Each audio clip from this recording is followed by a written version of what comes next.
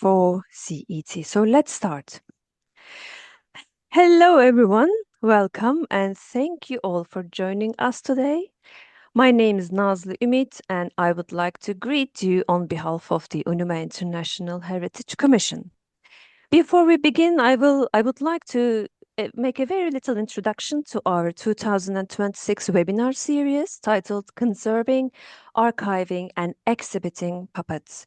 This series aims to bring together researchers, artists and practitioners working in the field of puppetry with a particular focus on heritage, its preservation, documentation and display, and to provide a platform for sharing experiences, expertise and diverse perspectives on the sustainability and promotion of puppetry. So our next webinars will take place on the 11th of July with the title Documenting and Archiving Puppets, and on 11th of October on Exhibiting Puppets. For proposal submissions and deadlines, you can visit UNUMA International's website and the Heritage Commission's page. I will also share them during this webinar in the chat, the relevant links, so don't worry. And you can always contact us by email if you would like to know more about the applications. And secondly, I would also like to share my screen with you, if you can all see. Yes, so this is our call for presentations for the webinar series. You can visit this website. I will share the link soon with you. And also, secondly, I would like to briefly mention the questionnaire for the Director of Puppet Museums and Collections. As some of you may already know, the Director of Puppet Museums is an ongoing project of the Heritage Commission. But with this revised questionnaire, we aim to address not only the puppet museums or museums with puppet collections, but also to private collections, individual collections, and institutions such as universities or libraries with a puppet collection. So the data collected for the directory aims to support research, documentation, and knowledge sharing on puppetry, while contributing to the visibility of institutions and individuals who are involved in the protection and dissemination of puppetry heritage. So feel free to share it with any relevant individuals or institutions. And I would like to conclude by thanking the UNUMA International Heritage Commission and the Communications Commission for making this gathering possible. And of course, our presenters for being here, for their invaluable contributions. And now I would like to hand over to Isabella, who is also a member of Heritage Commission, because she will be moderating our webinar. Thank you.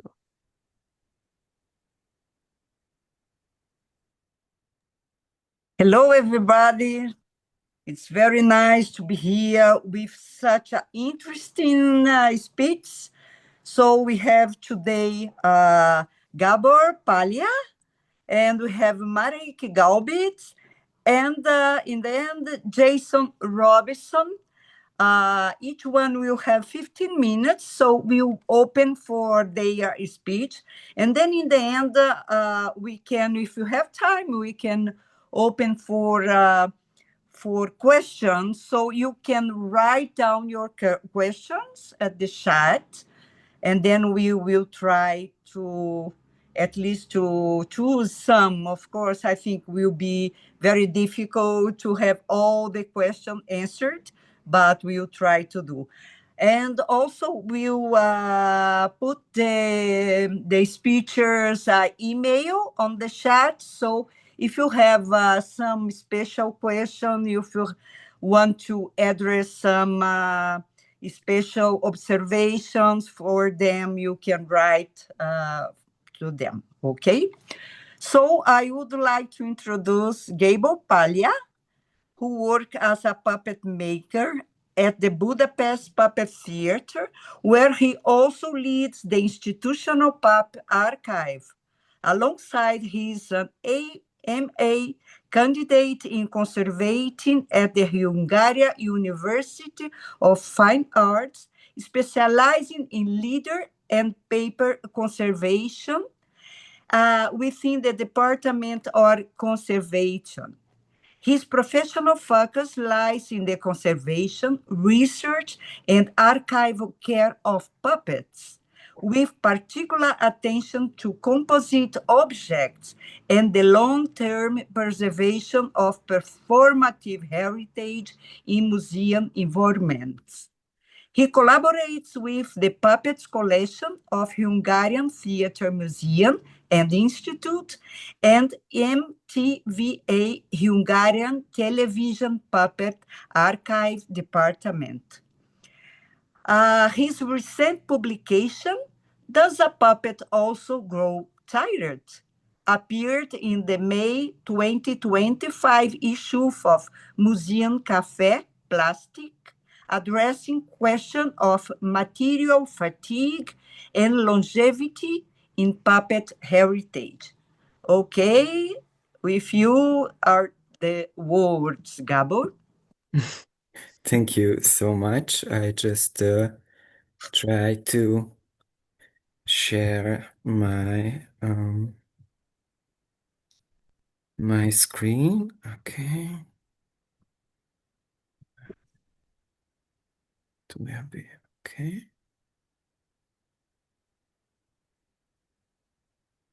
Then, do you see my screen? Yes. Okay.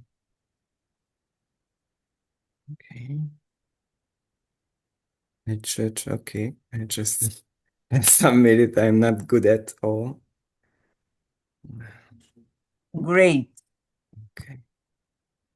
Then it's okay. Then good afternoon for everyone. My name is Gábor Palya, and I work as a puppet maker. And today I would like to present the conservation of a glove puppet created by Géza Blattner, which is preserved in a puppet collection of the Hungarian Theatre History Museum and Institute in Budapest. The conservation treatment was carried carried out within a practical training program of the Hungarian University of Fine Arts. The investigation became necessary because the condition of the puppet's textile costume had deteriorated to the point where safe handling and display were no longer possible. The puppet was made around 1940 in Valence, France, during the Second World War. It is approximately 75 centimeters high and can be classified as a glove puppet, meaning that it is originally designed to operate it by hand. From a material point of view, it is a complex composite object. It consists of the carved and painted wooden head and hands, a textile-based body and costume, and several additional elements, including a metal bottle caps used as decoration. This combination of materials is not accidental. It reflects the historical and material condition in which the object was created. During the war, access to traditional artistic materials was extremely limited.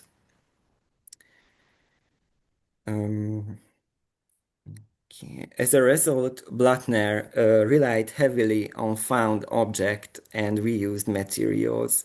These included textile fragments, industrial leftovers, and everyday items such as a bottle caps.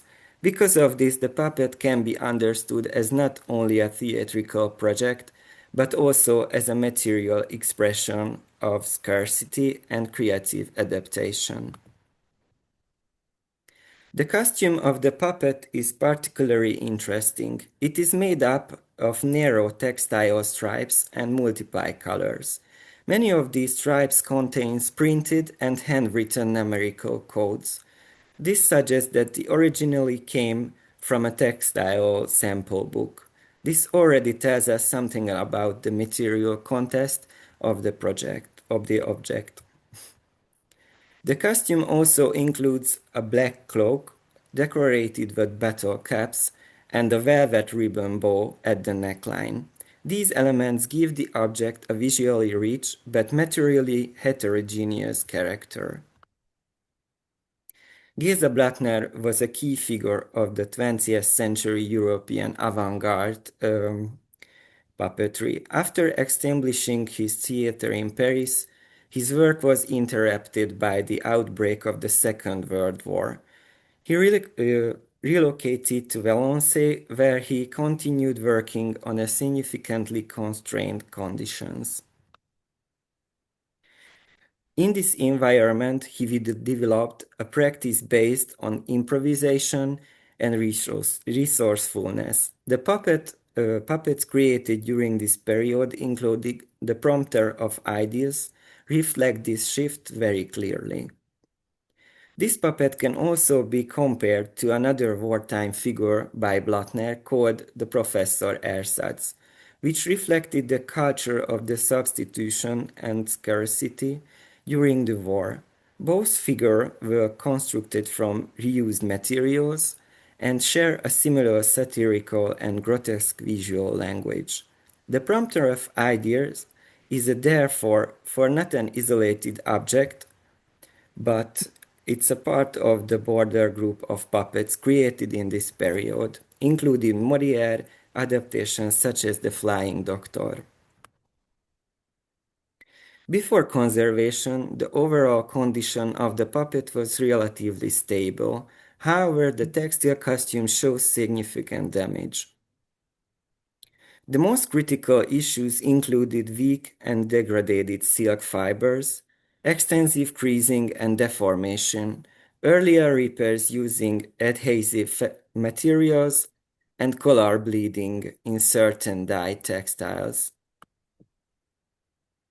The most vulnerable part of the object was the neckline.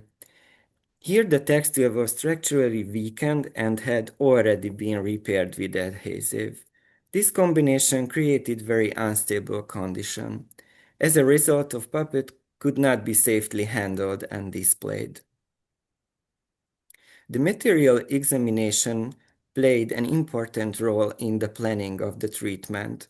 Microscopic analysis confirmed that the textile elements were primarily made of silk.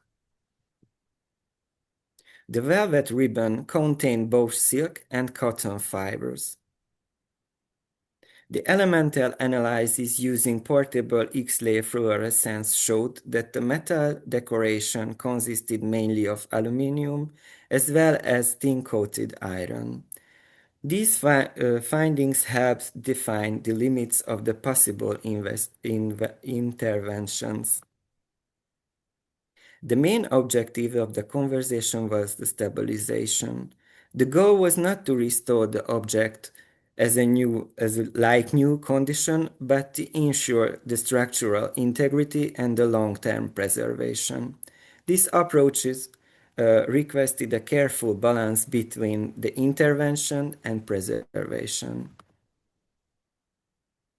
The first step of the treatment was disassembly. A costume had to be removed through the inner structure of the puppet. Because the neckline was very fragile, it was necessary to open the seam at the back in order to avoid the further damage. The treatment began with dry surface cleaning to remove loose and dirt and dust. Dry cleaning was carried out using a vacuum cleaner with adjustable suction. The protective net was placed over the surface to prevent damage to the fragile textile. This method allowed a controlled cleaning while maintaining the safety of the object. Important limitation was related to the earlier adhesive repairs. In several areas, the adhesive could not fully removed. Attempting to do so would have caused further damage to the already fragile silk. Therefore, a compromise had to be accepted. The textiles were then reshaped using controlled humidification techniques to reduce the deformation. The textile elements were strongly deformed and reshaping was necessary. This was carried out using a controlled humidification. The semi-permeable membrane was used to introduce moisturize gradually. However, even with careful control, local water stains appeared, which had to be treated afterwards. This was followed by a limited wet cleaning. However, because some of the dye textiles shows color bleeding, wet cleaning had to be carefully controlled and restricted. The velvet ribbon was treated separately because of its fragile condition. It was supported with a textile carrier during the wet cleaning. This allowed safe handling in the bath. The stabilization of the textile elements was carried out using stitch conversion methods. Support fabric were dyed to match the original colors as closely as possible. These were then applied the reinforced weakened areas. This method was chosen instead of adhesive consolation in the order of remaining compatible with the original materials to ensure the reversibility. The head also required treatment. The paint layer was flaking, partly due to the movement of the metal disc attached to the surface. This shows how different materials can influence each other within a composite object. These areas were consolidated using a protein-based adhesive. The metal elements were cleaned carefully with attentions to their different composition. After treatment, the costume was reassembled onto the inner structure.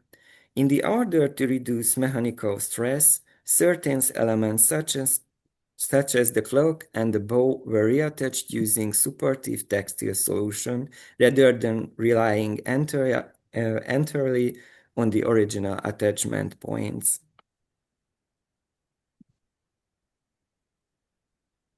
As a result of the intervention, the puppet reached a stable condition.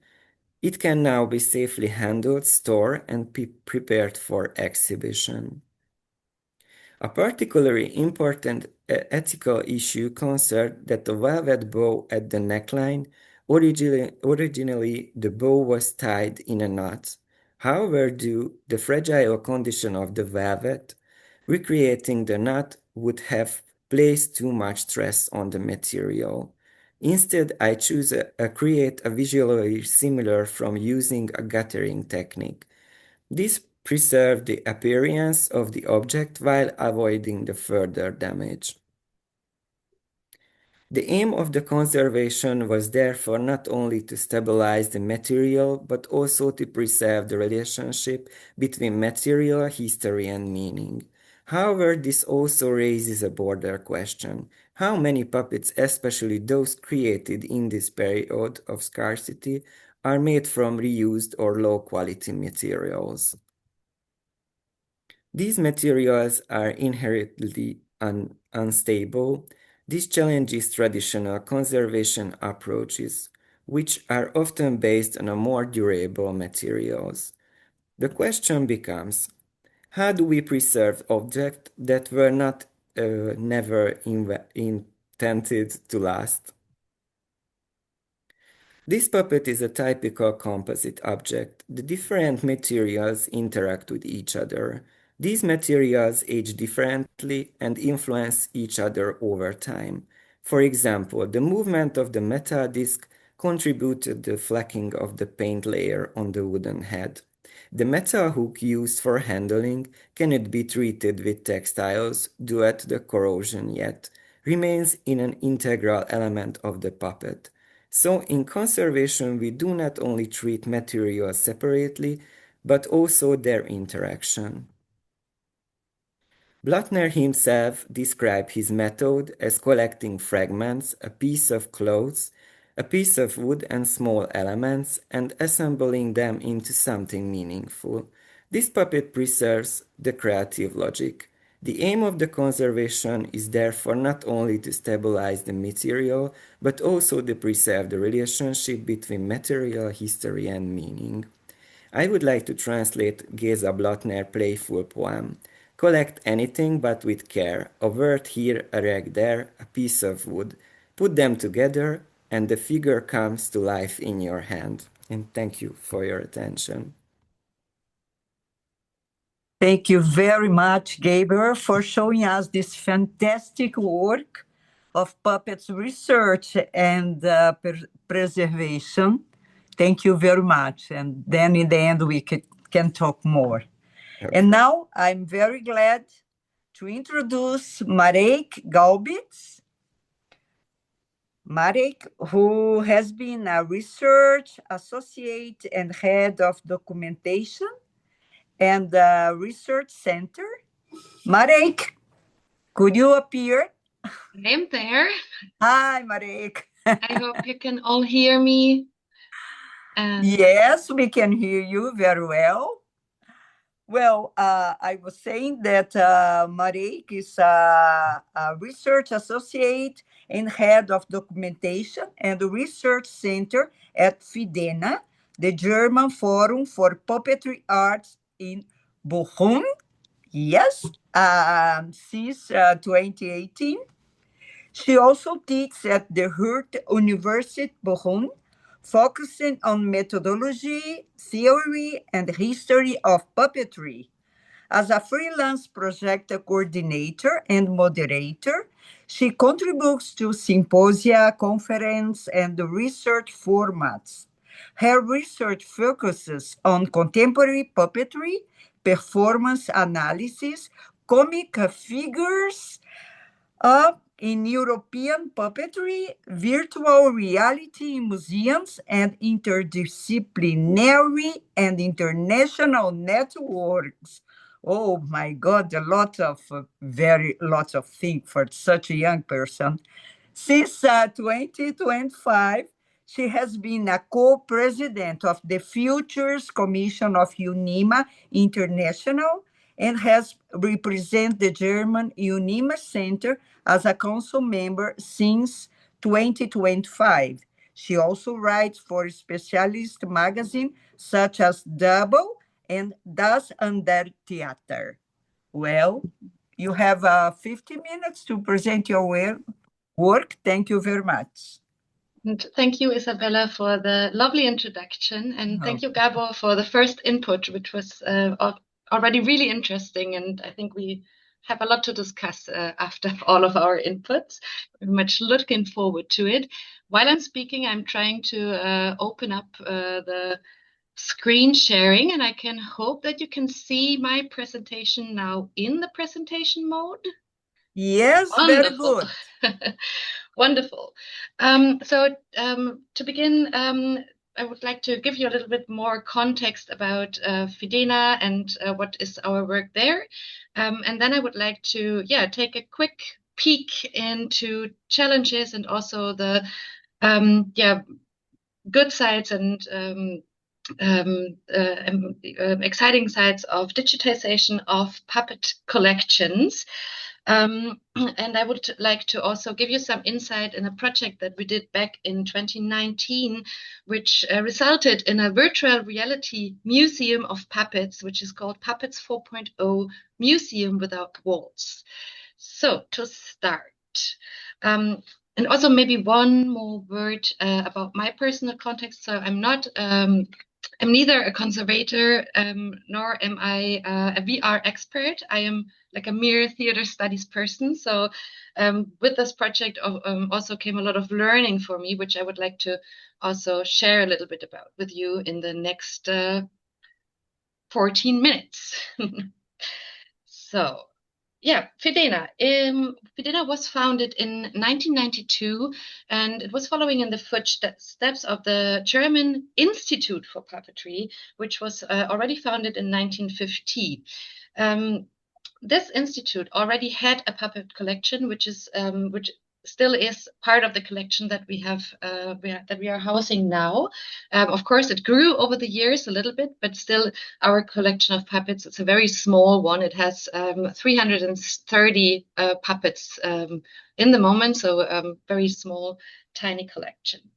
What does FIDENA do? So FIDENA is mainly a platform for contemporary puppet theater, object theater, and our old name was the German Forum for Puppetry Arts. We are a non-profit organization, and our mission is to make the art form visible in terms of cultural politics, but also, we know still the image that many people have that puppetry is only a children's theater. So this is something that we work on to open up the minds that puppetry is much more than only for children. So we try to create spaces for encounter to spark curiosity and demonstrate how innovative, poetic, and beautiful contemporary puppetry arts can be. Our most prominent activity, I think, in the international context is the Fidena Festival, which will take place this year in May. Check out the program if you are interested in maybe coming to visit Bochum. We also organize another festival, which is because Fidena is biennale and our other festival is also biennale, which is a smaller one. It's called the Fritz Wortelmann Award of the city of Bochum. It's an award given to professional newcomers, amateur puppeteers, and youth initiatives that are working with puppetry. Another one of our services is that we try to be the cultural feuilleton for the German puppeteers. So we try to make them visible by reviews, by portraits, and podcasts, which are all published in our website, but also we are publisher of the Double magazine, which some of you also might know. Another central pillar of our work, of course, is the Documentation and Research Center, which includes the puppet collection, our VR museum, but also a specialized library, a research residency program for international researcher, a media archive, which are all accessible via the digital document delivery. We are also increasingly engaged in cultural political work, like I said before. And all of these activities are rooted in our mission to make puppetry more visible, to make puppet research more visible, to strengthen the art of puppetry. And so we have this wonderful collection. We housed it for many, many years. It was unseen, inaccessible by audiences. And in our founders' idea of the Institute back in 1948, Fritz Wortelmann wrote that he would like to have a permanent exhibition, but also a touring exhibition, traveling exhibition from this collection in order to spread the knowledge about puppetry. And so we took this mission set up back in 1948 seriously and asked ourselves, how can we bring this wonderful collection to the audiences, to the public? How can we make it visible and accessible? And so since 2016, the team, I was not working with Fidena yet in 2016, but the team was trying to develop exhibition contexts. We handed in many funding applications for a proper museum, but all of these failed because of the collection is so small, and also because of our house. Our venue is a very complicated one. It's an old water tower, so it's not an optimal place for a puppet museum. And then one day, my boss, Annette Dubs, back then came to me and she asked, Mareike, what about we do a museum in virtual reality? And then we thought about it, and the initial question came in because she met a young startup, Digifactura, which were at this time just being set up. And we tried to collaborate, and we tried to do a virtual reality museum instead. But however, before we could start creating this virtual museum, we had to ask the initial questions. How do you prepare a puppet collection that contains various materials, various forms of puppetry for a digitization?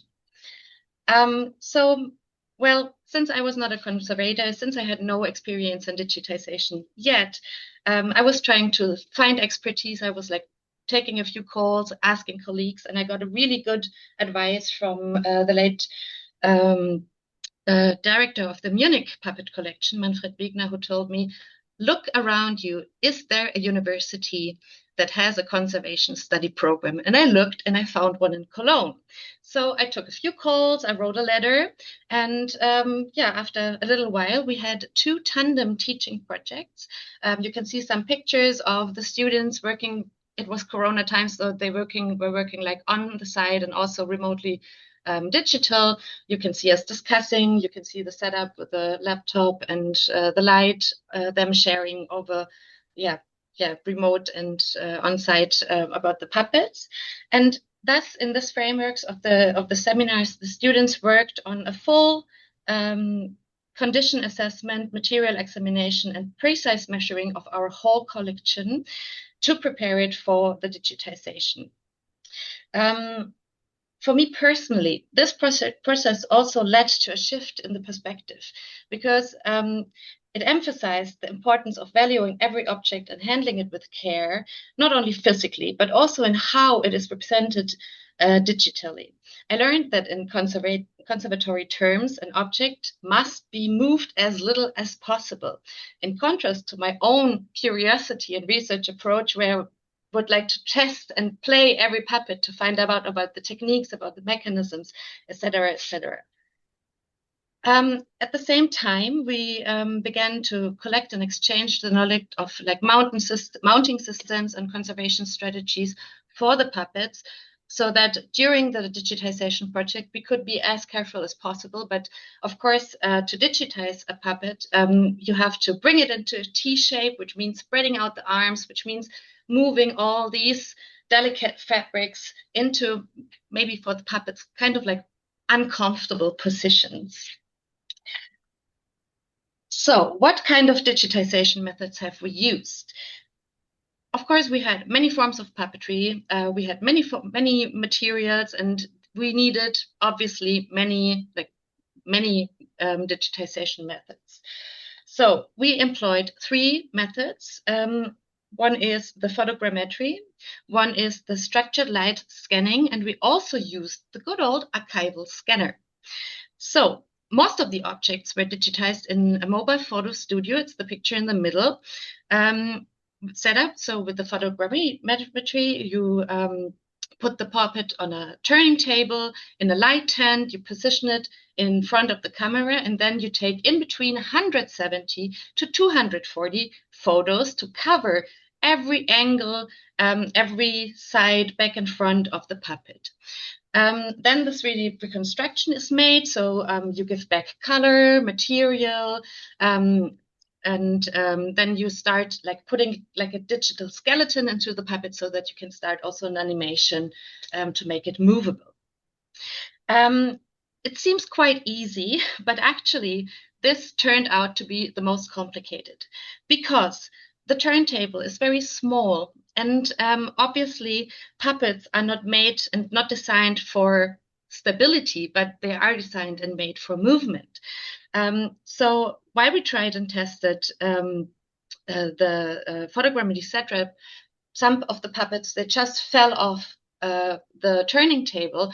So it resulted in like, for most of the puppets, me sitting under the table, moving them like 1 centimeter, 170 to 340 times by hand, so that they don't fall off the turning table. Smaller objects were obviously quite easier to manage because they were stable on the turning table. But then the bigger ones, and you can see this big puppet from the marionette from the Opera dei Pupi, it didn't fit into the tent. So we needed to move to the structured light scanning, which is you have like a portable scanner. You can just go around the puppet. You will take many pictures as well. So you will have it's an easy workflow, it's a fast workflow, but the results are not as precise, are not as rich in details in terms of the textile structures, especially like when you have some fuzzy hair. So the details will not be as good as when you do it in a photogrammetric setup. And then for the shadow puppets, the result was best in the archival scanner, because the question is, how do you 3D digitize a 2D object?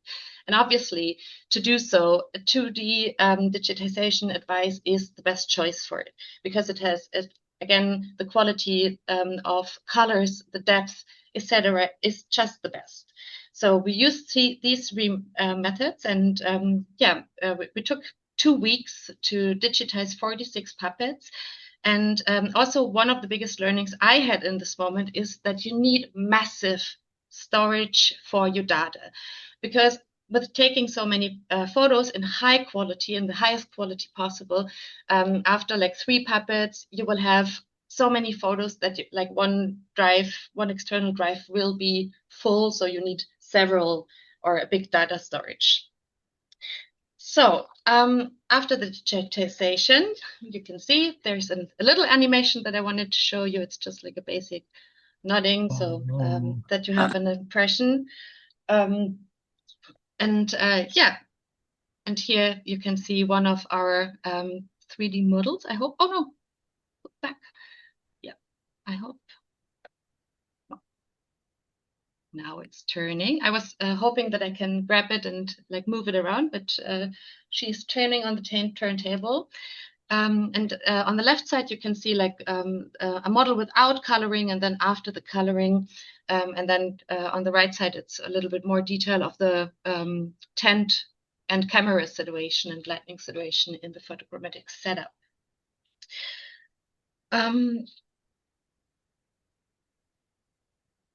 So the workflow concept and the museum itself, we developed through continuous testing, trials and errors, and also audience feedback. Through this iterative approach, it allowed us to refine both technical processes and curational decisions over time. Questions on the balance between animation, exhibition, gaming elements for interactive experiences, or questions like, how does virtual reality work with these glasses where you have the width and the far and the near in the glasses? I don't know the English word right now, but I think everyone has a picture in mind. How does it work for people who wear these glasses to read texts in VR? These were all questions that we were continuously asking in the process of the making of Puppets 4.0. Another very crucial decision concerned the treatment of damage on the puppets. We chose not to digitally restore or conceal these marks, these damages, the worn edges that the puppets have due to them being used or having been used regularly in performance. Instead, we considered these damages essential sources of information because they are traces of use in the performance. For example, when the comic figure with the comic figures in European glove puppet like Casper or Punch, you very often find damages on the forehead or in the back of the head, which comes from all the hitting and beating of the puppet. So these are very interesting signs that give us knowledge about the performance practices and also the cultural context of the puppets. And so, let's take a look at the outcome. Welcome to Puppets 4.0, the Museum Without Walls. I only brought some pictures, so I didn't bring you some video because of the time, but you will find more information on our website. So the result is a fully virtual museum that is designed for VR and not a replica of a museum like we usually have these like digital museums that are kind of replicating an actual museum. So this one is exclusively built for VR. We developed it using Unreal Engine, and it runs on Oculus Meta headsets, which are standalone VR devices that offer a room scale experience where you can actively move around without any cables disturbing your way to explore the museum like you usually do, like walking through the exhibition and really going to the objects, also touching the objects is possible in our museum because they are digitized. The museum nowadays includes multilingual versions. We have it in English, German, French, and a Spanish version is now in the process to be created. And one very interesting thing about this museum is that we usually supervise the audience that is visiting it. So feedback is directly brought back to us. Like every visitor who's going into the museum, when they exit it, they will end up with us being the supervisors. So we get the immediate feedback, which is very interesting on how different people explore and experience puppetry in virtual reality. Yeah, which brings me to, there's another, yeah, there you can, like in the right, you can see when it's touring, like it's a touring situation where people are just with the headsets on, exploring the exhibition, and then you can see several rooms of the exhibition. We have a German forest, we have this beautiful temple where we exhibit some Asian puppets. Yeah, and this was from our opening night, so you see there's a lot of room and a lot of people being in the museum, but from the outside it's always a little bit boring to watch because you only see people with VR headsets. Yeah, so what are the challenges and what is the potential of the digitization of theater puppets for conservation, but also outreach and exhibitioning?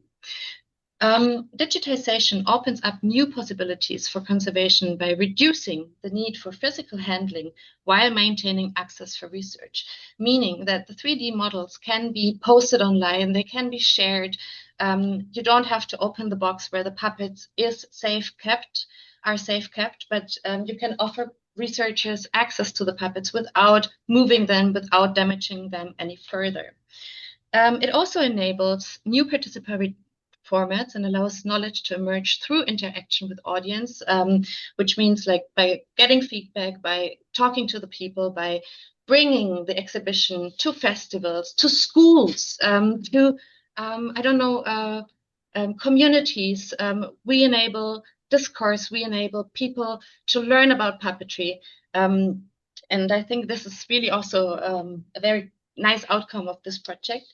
At the same time, in our experience, digitization and the skill set required to create this kind of project foster interdisciplinary exchange, collaboration, and introduces puppetry to new contexts, like, for example, conservation studies, or technology festivals, virtual reality, venues, expertises, etc., etc. The VR museum can be understood as a form of imaginary museum. It's, the title Museum Without Wall is inspired by André Malraux's concept of the imaginary museum, the museum without walls, which is like a philosophical concept that was thought of him by sorry, now I've lost my train of thought.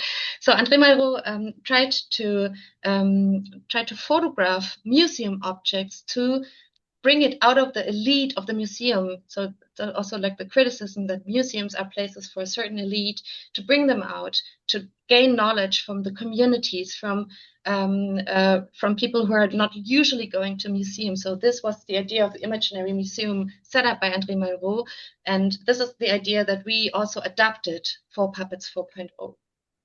However, the challenges remain. The perception of object in virtual space differs, of course, from the physical experience, and the questions of authenticity, sensory engagement, and interpretation continue to evolve.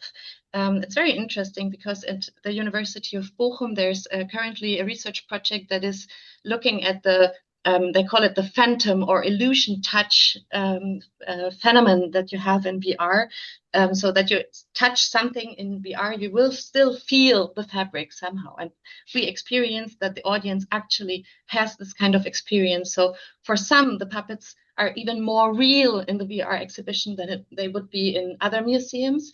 And once one audience member told me that they seem even more real than on stage. I thought that was a very interesting experience for this audience member.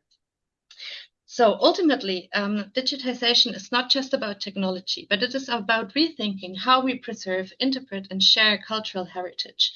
And perhaps most importantly, in the context of puppetry, it continues the fundamental practice of the art form itself. So bringing objects and puppets to life, only now with a new form of animation, the digital one. To conclude, I strongly believe that the digitization of puppets should be taken more into account as a conservatory addition, at least, especially looking at the vast and short-lived materials that are used in contemporary puppetry. For example, all these styrofoam materials, they are so they dissolve so quickly. They're so short-lived. And when you digitize a puppet that is made from this kind of material, you can at least keep the shape, the image of it intact in a very haptical way. Thanks for your attention. And also there is my contact data. So if you have any further questions or would like to know more about the project, about the expertise that we gained through the project, please feel free to anytime write an email or call. Thank you very much. Thank you very much, Mareike, for showing us this very wonderful work. Thank you. To use the cutting-edge technology for conservation practice. And also, I would add to the democratize the access to this wonderful archive, no, the wonderful work of puppetry. And now I'm very glad to call. Sorry, Isabella, may I just pop in? So sorry. I know I have already shared too many links, but I would like to reshare the I can't. Why not? Unable to send file due to admin restrictions. Okay, you may find the English for our English-speaking language participants. You may find Jason Robinson's summary on our website because now our presentation will be in Spanish. And also there is a note from Matthew Cohen. Maybe Mareike, you would like to check this one. Yes, thank you. Okay, so I'm glad to introduce Jason Robson y voy a introducirlo en español. Es titiritero, constructor e investigador con 10 años de experiencia profesional, especializado en diversas técnicas de animación, incluyendo mesa, varilla y guante. Ha representado a Panamá en festivales nacionales e internacionales con obras teatrales de su autoría. De origen guna, Jason combina su carrera escénica con la investigación y preservación de los objetos animados rituales de su cultura, trabajando para dignificar el Nuchu como un pilar fundamental en la genealogía mundial de la marioneta. Él es puppeteer, builder, and researcher with 10 years of professional experience, specializing in various puppetry techniques, including table, rods, and glove puppets. He has represented Panama at national and international festivals with original theatrical works. Of Guna heritage, Jaina combines his stage career with the research and preservation of his culture's ritual animated object, working to dignify the Nuchu as a fundamental pillar in the global genealogy of puppetry. So, Jason, la palabra es tuya. Hola, hola, muchas gracias. ¿Me escuchan bien? Sí. Sí. Ok. Bueno, estoy viendo que muchas personas hablan en inglés, entonces no sabía cuántas personas iban a estar en inglés. So, sorry, I speak little English, but my language matter is Spanish. So sorry for that because I see so much people to talk in English. But in my presentation, I have little sentence in English to try to explain my culture. I am from Panama, so from Cunayala. We have 30, 65 islands in Panama from Cunayala. So I share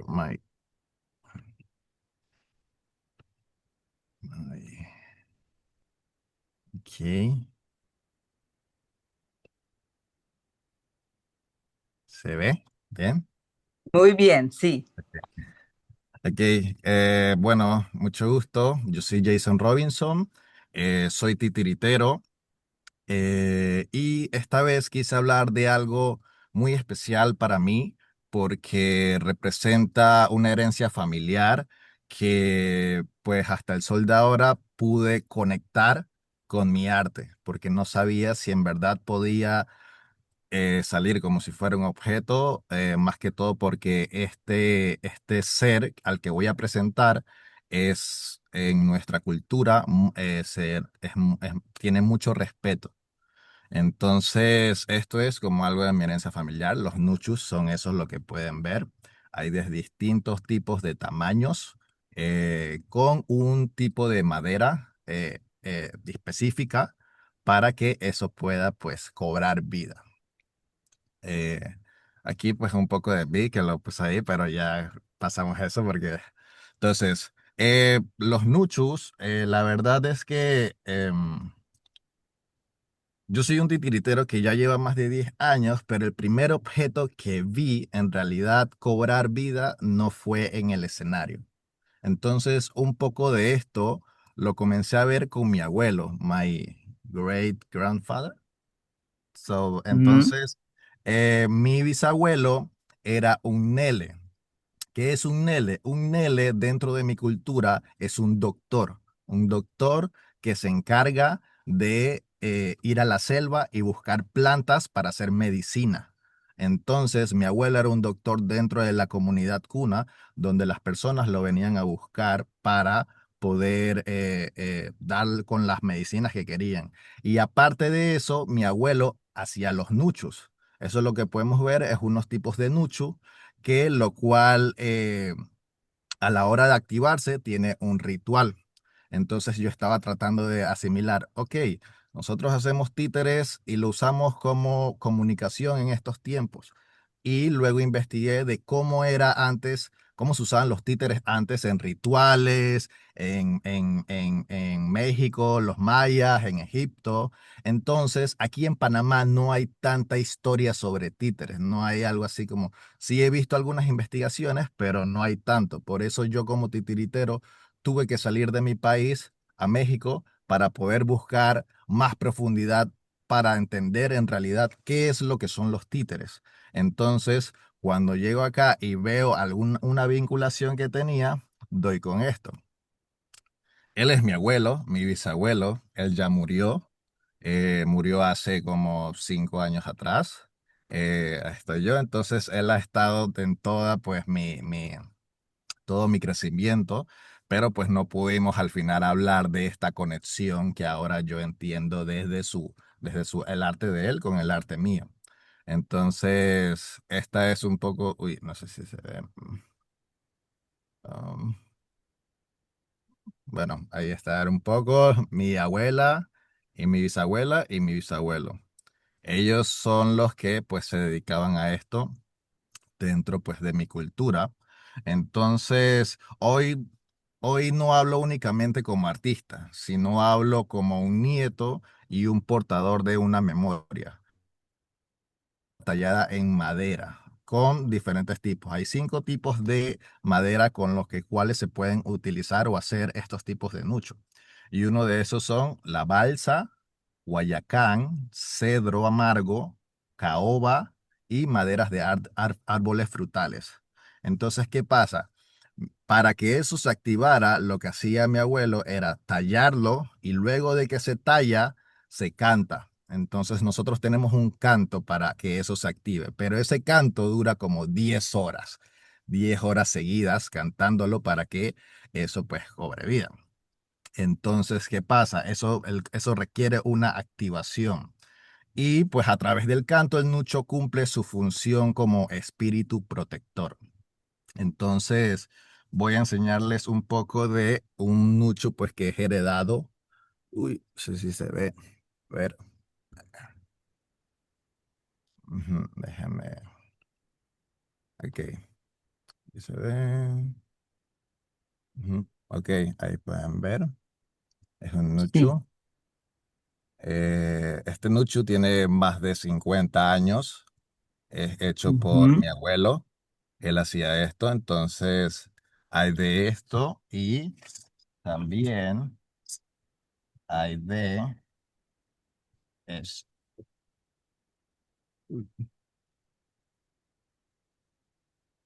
este es otro, más chiquito, pero son de árboles medicinales. Entonces, no es como podemos agarrar cualquiera madera o o sea, cualquiera madera para tallar esto, no, son unos árboles específicos que también funcionan como medicina. Entonces, mi abuelo pues me heredó esto y yo lo conservo, pero eso es lo que yo comencé a hacer conexión. Mm, ¿Cómo el Nuchu entraría entonces dentro de esto a lo que llamamos animación? Entonces, porque un ejemplo, en el caso del Nuchu no se trata de darle vida, porque si entendemos la animación como la activación de presencia a través del cuerpo material, entonces el Nuchu puede entrar en esta conversación no como un títere en el sentido occidental, em, sino más como de una forma de animación ritual. Entonces, eso hace pues que yo quiera preservar el nucho, entonces no solamente está en la madera, es preservar el conocimiento de las plantas, de las técnicas de talla y la relación que tenemos que le da sentido. ¿Cómo muere un nele? Como cuando muere un nele, no solamente se pierde pues la persona, se pierde el canto, se pierde la técnica. Entonces, esas es muchas de las cosas pues estamos perdiendo, en nuestra comunidad, ya que pues los neles, nuestros abuelos, ahora mismo son los únicos que tienen esa técnica. Entonces estamos sufriendo esa desconexión generacional, ese silencio generacional que hace que ahora pues los jóvenes no quieran aprender a tallar estos tipos de estos seres importantes dentro de nuestra cultura. Entonces, aquí les puedo mostrar otro, o sea, hay de todo. Entonces, como nosotros estamos aquí en Panamá desde el siglo XVIII, XIX, durante eso todos los neles también ellos lo que observan o las personas que vienen a las islas, vienen y ellos aparte de lo que ven, también lo comienzan a tallar. Esa es la técnica primordial que tenemos nosotros. Tallamos maderas esos y tallamos los botes, que nosotros le decimos canoa, por el cual pues se transportan las familias de una isla a otra. Entonces, ese es un poco de lo que es un ser muy importante dentro de nuestra cultura. Se tiene que agarrar con respeto. Si no se canta, no sirve, no tiene vida y va complementaria a nuestra vida. Un ejemplo, cuando eso se activa, un ejemplo, lo activaron para mí. Ese títere va a todos lados conmigo. Cuando yo tengo que comer, pues lo llamamos para comer, los bañamos con plantas y es un espíritu protector que también pues te avisa, te cuida, te salen los sueños para advertirte de cosas, entonces es algo que tenemos muy presente en eso. Entonces, estas son lo que tenemos los riesgos de hoy en día, que al final lo que estamos hablando que es el silencio generacional, porque hay una brecha entre la juventud de ahora y los jóvenes y los abuelos pues que están muriendo y no tienen una descendencia en cual pues portar esa técnica que ellos pues aprendieron. La falta de documentación también dentro del ámbito de Cunayala, nosotros tenemos muchas historias, pero las historias de nosotros solamente se cuentan oral, no se cuentan, o sea, no hay una forma de títere, o sea, hay una forma de danza, hay una forma oral, ahora se están metiendo jóvenes a hacer cine, pero de títere no hay. Entonces, yo como titiritero, reconectando con mi arte, estoy tratando de poder llevar de alguna u otra manera unas técnicas con las cuales nosotros podamos pues también trabajar en ese ambiente, porque algunas técnicas con otros materiales son muy contaminantes. Entonces, como son contaminantes, no las puedo llevar allá. Entonces, y la reducción de objetos como decorativos. Entonces, eso se está perdiendo. Cuando el nucho se convierte en una artesanía, pierde su propósito, porque no es una artesanía. Entonces, como titiritero, asumo un rol doble como artista y como guardián. Entonces mi trabajo es documentar y reinterpretar y dignificar estos objetos para que puedan ser reconocidos también dentro de la historia como un objeto animado. Es por eso que pues, quise meterme a esto cuando me salió. Entonces el Nucho no es un títere, sino pues es parte de nosotros. Entonces yo también los invito a que se acerquen pues, con respeto, si en algún momento quieren venir a presenciar eso, porque todavía sigue vivo, todavía hay neles que todavía están vivos y todavía desde el siglo XIX hasta ahora todavía no se ha perdido, no se ha extinguido, pero hay pocos. Entonces, esto es un poco también de lo que he hecho allá en las islas con los materiales que puedo encontrar allá, ¿no? Pero no hay una formación de hacer estos tipos de objetos. Entonces, yo voy a las islas, presento eso con talla de madera. Con eso mismo de la tortuga también se hace la maraca. Pues las maracas las usamos pues para dormir a los bebés y es el instrumento musical pues que tiene la mujer. En el caso de los hombres, portamos un gamur, que es una flauta que se usa aquí, pero entra dentro de eso. Entonces, ahora, pues para cerrar, lo último que he hecho dentro de esto como titiritero es que al salir conocí otros titiriteros que pudieron ayudarme a tratar de que sigamos contando nuestras historias, porque un ejemplo, las historias no los podemos contar con el nucho porque es sagrado, no lo podemos tampoco animar para contar historias. Entonces, de alguna u otra manera, también estoy buscando que otros titiriteros con técnicas en las cuales me puedan ayudar para que podamos seguir contándonos estas historias, pues se sigan preservando pues todo eso. Entonces, eso es un poco de lo que estoy pues tratando de hacer con el Nuchu, de preservarlo. Y ahora voy a mostrar un video, pero el video no lo voy a poner todo, sino voy a poner como extractos, voy a ir adelantándolo, pero para que vean un poco de cómo es el estilo de vida allá y cómo yo lo pues trato de llevar, porque al final todavía no hay tampoco un objeto de Unima en Panamá, entonces eso hace también que haya una desconexión de que, hola, estoy aquí, alguien puede, o sea, ¿con quién puedo hablar? Y la verdad es que me siento feliz es a pleasure for me, meet other people to talk to puppeteers, because I don't meet so much people, so for that is happy for me. So, este es el video que les voy a mostrar para terminar, pero es en el mar. Es en el mar. Voy a ir adelantándole un poco. Llevé a un amigo, no sé si lo conocen, el titiritero también, maestro de Osen, que es un titiritero de Turquía, que hace teatro de sombra, creo que hace el teatro de Karagöz. Entonces, él es una de las personas que me pudo ayudar a cómo yo puedo tratar de enseñarle a personas a que puedan tallar, a que podamos contar nuestras historias. Entonces, ese es un poquito de lo que hizo. Fuimos a una isla donde le enseñamos a 10 mujeres y 10 hombres a poder, aprender la talla de pues los títeres, porque al final la talla la tenemos en la sangre, porque pues por lo que le comenté anteriormente sobre las canoas, sobre eso. Entonces, he estado un poco como en ese desarrollo, donde pues he estado construyendo poco a poco esto aquí en Panamá, porque como repito, no hay titiriteros tampoco, otros titiriteros por el cual yo me pueda conectar, hablar, cómo puedo seguir desarrollando esto. Entonces, esta fue una oportunidad para poder, pues, enseñarles también de que al final yo entendiendo de lo titiritero no sabía que estaba en mi familia y cómo eso de mi familia pudo relacionarse con mi herencia para poder mostrar una forma de animación que hay aquí que no sé si pues allá se conocía.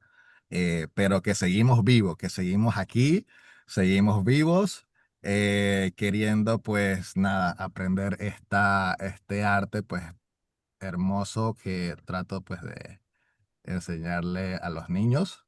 Entonces, bueno, aquí estábamos con los niños también querían aprender. Entonces, a ver. Y luego fuimos a una escuelita donde pues estaban todos los niños. Cuando viene un apto de títeres o alguien de afuera, pues sí, es una comunidad que aprecia cada cosa que viene. Y en este caso, pues mi amigo Diego Ugalde, pues pudo ayudarme con eso, con su compañía y poder mostrar un poco de cómo nosotros podemos representar eso, aparte pues de lo que es el Nucho, pues que al final pues espero que les haya gustado. Este es, como le digo, se los vuelvo a mostrar otra vez por si no lo pudieron ver, pero es una talla de madera de ya 50 años hecho por mi abuelo. Que en paz descanse y que, bueno, pueda seguir con este cambio generacional en el cual seguir preservando pues nuestra cultura y que no muera, pues a cambio de toda esta tecnología que viene surgiendo, pero al final pues que también somos un país nuevo. Entonces, eso es un poco de lo que le quería mostrar, pero de ahí es donde soy, de ahí es lo que puedo rescatar para que vean pues si en algún momento ustedes quieren venir. Pues nada, bienvenidos con las manos abiertas. Muchísimas gracias y espero que les haya gustado un poco de mi historia, mi herencia familiar y pues la cultura en la que soy, que es de Cunayala. Bueno, muchas gracias, Jason. Y bueno, no, Nasli, we have two questions here. I think in the chat Yes. is just two One, questions. Sorry, yes, one yes. from Kathy, a question, and two remarks, notes from Liliana and Idoya. So maybe if we very quickly look at those. Thank Yes. you. I can read it to Jason. I don't know if he's Jason. Hay una pregunta para ti que viene de Katy Valdivia. Si puedes poner voz al Nuchu o un nombre personal cuando es tuyo y para una comunicación personal. ¿Cómo se puede poner esta voz? ¿Hay esta voz? No, no hay una voz. O sea, puede haber una voz, pero es una voz que al final va a conectar contigo. No, cuando el Nele lo activa, no le pone ni nombre, no tiene un nombre. O sea, se le llama Nuchu a todos. De todos los que se crean son Nuchus, pero no se le puede poner un nombre por respeto. Y la conexión que tienes ya es íntima, que es a través de los sueños. En Cunayala no, en Gunayala, pues a lo que sé dentro de mi cultura, sí se aparece de verdad, sí se aparece en su presencia como tal. Eso sí, pues no, eso es de lo que me cuentan los abuelos, pero normalmente se conecta contigo mediante el sueño. Usted habla, pero no se le pone un nombre. Y Ok. tampoco se utiliza como moviéndose ni nada, o sea, sino como un respeto. Si lo tienes que llevar con cuidado, pero no se le pone un nombre.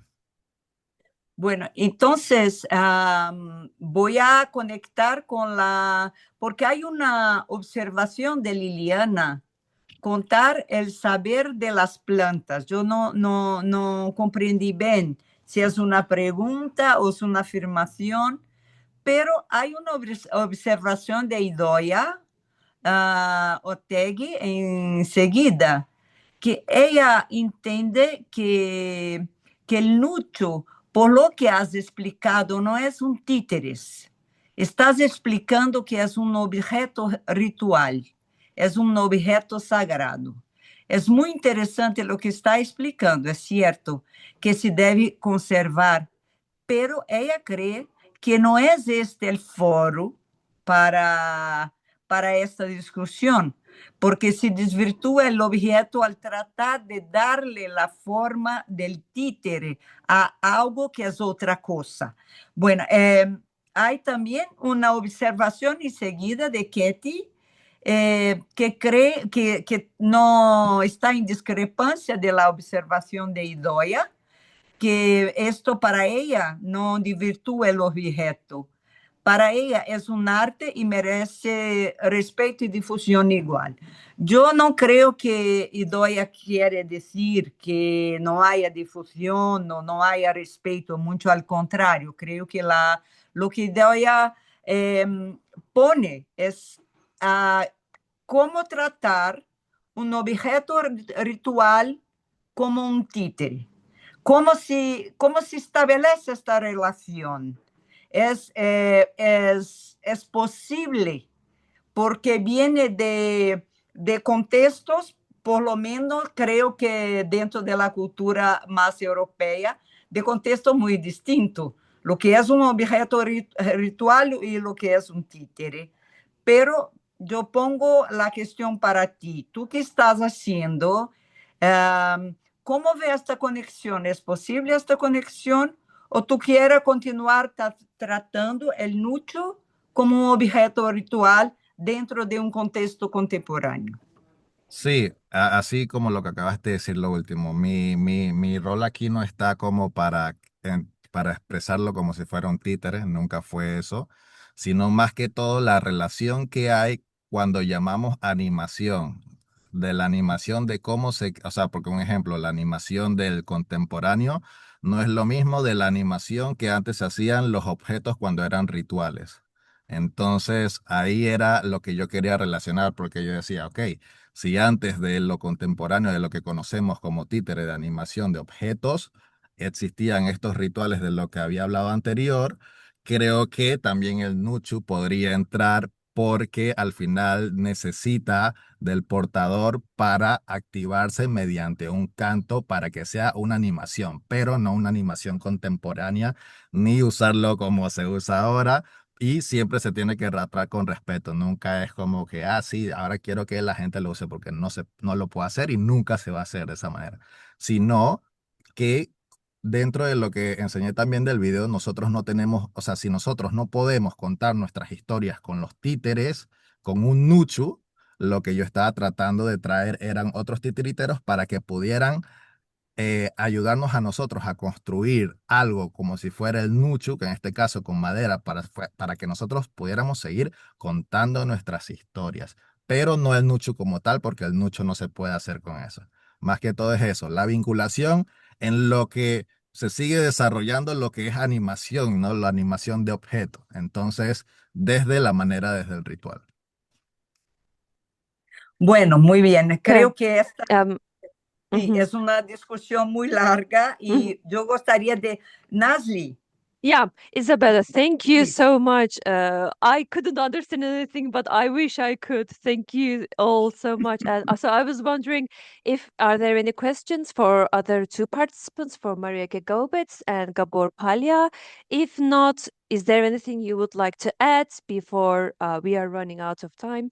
So yes, do you have any last words or questions? I have one. If Okay. nobody, Okay. can I make to Gabor? Sorry? Gabor? I would like to ask Gabor one Yeah, question if nobody. yes, I try to answer Yeah. it. Gabor, I see it's such a fine work of preservation and to just such a small details to rebuild this with such a respect for the object as you've been doing, as you show how to preserve the fabric of the puppet cloth. And so my point is, how can you use the technology to help in this process as a more rapid way of doing that? It's possible that? Do you understand my question? I try to, but I need some help if you can Yeah. I ask mean, again. yes. I mean, it's very artisanal work, right? Like um, uh, like as the way you work with the fabric of the puppet clothes, like recuperating it. My question is, do you use some technology to help you in this process? Since we have today so many technological tools, because you are talking about a very artisanal way of conserving puppets. It's amazing work, and but all at the same time very how it's possible to use the technology. Do you use technology in doing that?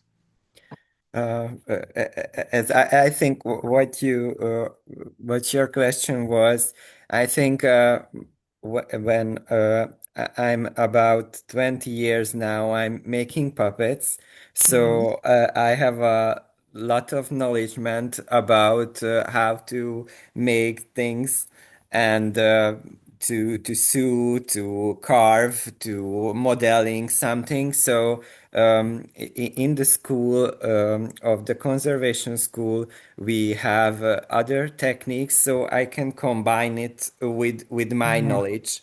So this is how I try to conserve puppets with its historical meaning. So I just try to um,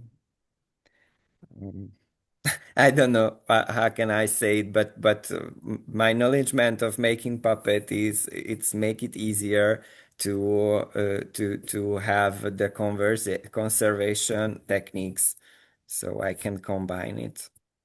Okay. Sorry. We have one question for Gabor again. Maybe it would be great to answer it right after. From Enes Türkoğlu. How the puppet is stored after restoration to keep the condition? Are there any unusual particularities you can share? And then we will have a question for Mareike. Thank you. After the restoration, it's always a point that we need to make a safe place for the puppet because I think most of the time it's stored in a room, so we need paper. Um, uh, So sorry, I just need to translate for myself. Um,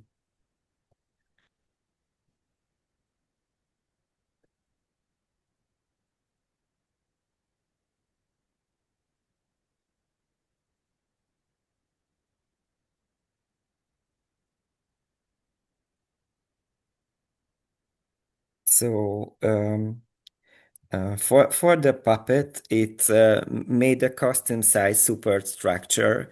It's made for the puppet, so it can be safely handled. And when it go to the exhibition, we made another one to have all the inside structure of the puppet, so this can be safely handled if it's okay. Thank you. And just a very quick question would that be okay if I share the email addresses of our presenters? Gabor, Yes, Mareike, is that okay it's for you? Jason? okay for me. Okay. Jason, is that okay for you if I share No your email entendí. address in the chat? No entendí. ¿Qué? Ella pregunta si puede poner tu email en el chat, porque si las personas quieren entrar en contacto directo contigo para hablar algo, es Sí, posible. claro que sí. Sí, no hay problema. Yes, Thank Nazli, yes. you. And our last question is for Mareike. Mareike, can you read it, or would you like me to read it for you if I find it? I can read. Okay, thank you. Okay. From a post-custodial perspective, beyond the management of digital archives, what space for listening and community participation have been proposed? Thank you, Liliana, for this very interesting question. How to answer? So basically, with the museum touring, this creates a space for exchange, for learning, just as it happened now with my presentation. I got an immediate feedback on the Vayang figure from Matthew, and this is the most valuable thing that can happen. You show this work and you get immediate exchange, expertise, input. It's just a treasure. This is adorable. But Fidena is, so we have like many projects, and one of these is that we have started last year together with the museums in Dresden, Munich, and Lübeck. We had a collaborative project where we invited a researcher into all 4 museums to dedicate research on the question on how can we instrumentalize citizen science to open the puppet museums for the city public, so for the people in the cities. And this results in, so each collection now has a different result. For us in Bochum, it's an open research cafe that is taking place like once a month or every second month, and it's citizens coming into our collections, asking questions, bringing questions, offering expertise. We have one participant, and she works with textiles, so her expertise in textiles is such a treasure to me. And so this kind of exchange, and also with the festival, for this year's edition, it's the first time because the festival now is under new artistic leadership, and we had, for the first time, we had a citizen jury curating part of the festival program, and the part is that it's 4 performances that are taking place in public spaces. So this kind of like involvement of citizens in festival curation, but also in collection research, museum work, and I'm hoping for my open research cafe group that maybe they will be inspired to do an own little exhibition or something. So we're still in the getting to know each other process, because it takes a lot of time. But looking into the future, I'm really hoping for them to create their own output, doing little exhibitions, maybe do write some little paper, or I don't know, whatever comes to their mind. So this is open format citizen participation. And so this is like a step by step. We're trying to open the house. We're trying to open to open research. We're trying to like involve the citizens that, of course, we have here in Bochum, but also to network internationally. I hope, Liana, this answers your question. If not, please get active and give me feedback. Yeah. And also, the very, very last question: positive discrimination for Gábor. What determines how a puppet's movement is restored digitally? Also an interesting question. Thanks, Gábor. Basically, research in video archive, so to see how is the puppet moved, and then of course for each, so not all the puppets in the museum are animated because of lack of time and money during the process of creating the museum. And we have one figure that is not only animated, but also became a artificial intelligence, which is the guide through the museum, and it's a marionette of Fritz Wortelmann. himself. And so his movement actually is based on my shitty string mariotism. So his movement is kind of limited, but we filmed the puppet's movement. So we tried very carefully, tried to see, okay, how far can he lift his arm and how far can he lift his leg? And then also adding with the video material of professional puppeteers, because I'm a researcher, I'm not a professional puppeteer. So this is like it's proper research in what is the movement capacities. Also of course you have to take a look like under the skirt of each puppet to see how the mechanisms inside work, to grasp how the movement can be reconstructed in the animation digitally. Thank you. Well, very good. Well, I think we Dear are. Mareike, Yeah, yes. Natalie. Yes, I Go think we ahead, can close up. Natalie. Yes, Isabella. No, please. Well, just to thank to everybody for being here. Thank very much for the presentations, wonderful, and invite you to continue being here with us with the Heritage Commission in the webinars, the next one that you have. So thank you very much. Bye. Thank you so much. Thank you. Thank you. Bye. Bye.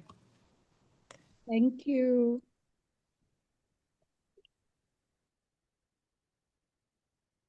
Hello, Annika.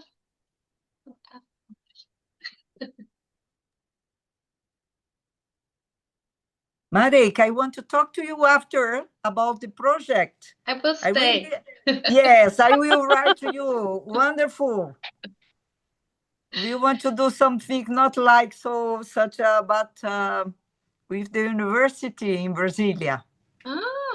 Yes, yeah, we have lots of materials and ideas, and I want to change some ideas with you. After I will write to you. You've got my email address. Yes, I did. I written down.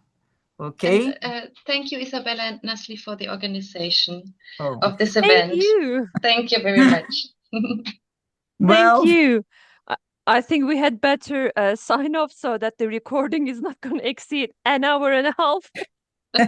Bye, Nasli. Okay, bye. Ciao. Oh, there's Ciao. Omar. Ciao. Bye. Hi, Omar. Take care. Hi, Omar. Hi. Hi, so sorry. I had problems with my internet.